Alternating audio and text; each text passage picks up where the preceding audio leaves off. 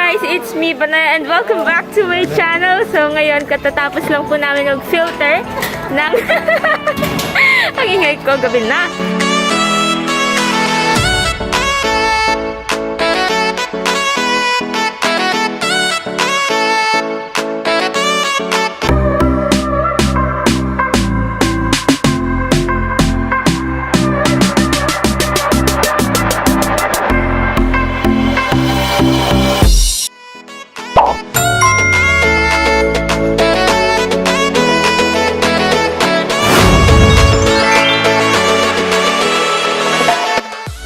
Just like in the previous video, the materials were disinfected by washing it with running water and rinsing it using warm water, as it eliminates bacteria, germs, and other microorganisms present in the material.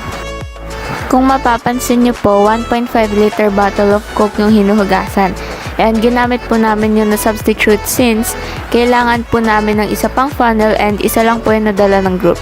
Yung isang funnel naman po dinisinfect din by doing the same process.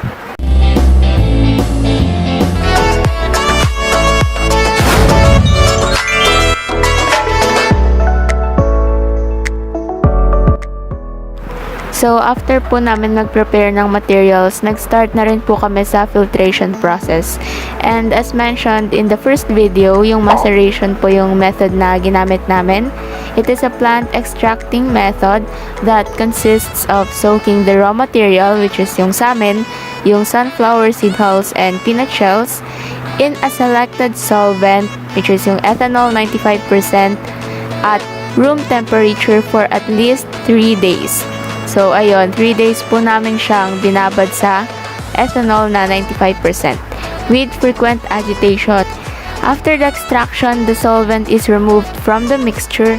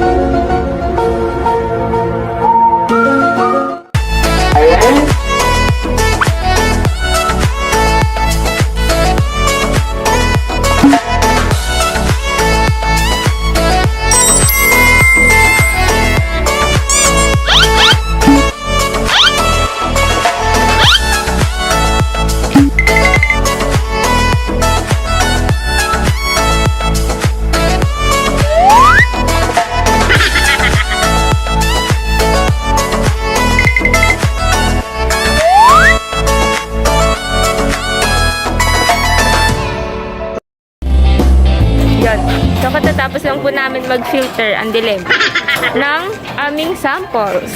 And ngayon, gagawin na namin ang aming routine na pagpunta sa park. Hi! Sa logbook to? Lalagay ito sa logbook. Mababasa ni Miss. Tama. Pala kayo. So, ayun, let's go!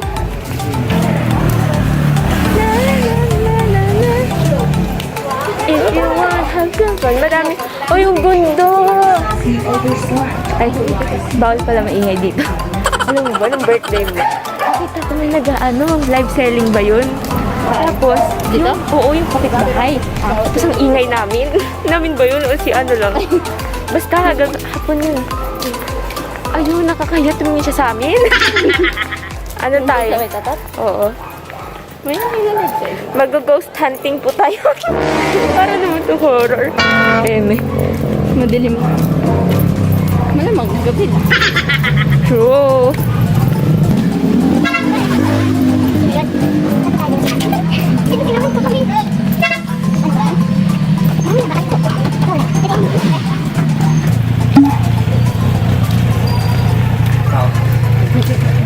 So, ayun. Kailangan mo ata ng ano, green. Ano tawag doon? Yung ano? Yung pang gabi. Ring light? Night vision. Night vision. Manghuhula na lang po yung mga nanonood kung sino kung sino. Sino si sino. A few moments later. Ayan na, liliwanag na po ang ating future. Sana all may maliwanag na future. Pabalik sa time clock. Ayan, tapos no.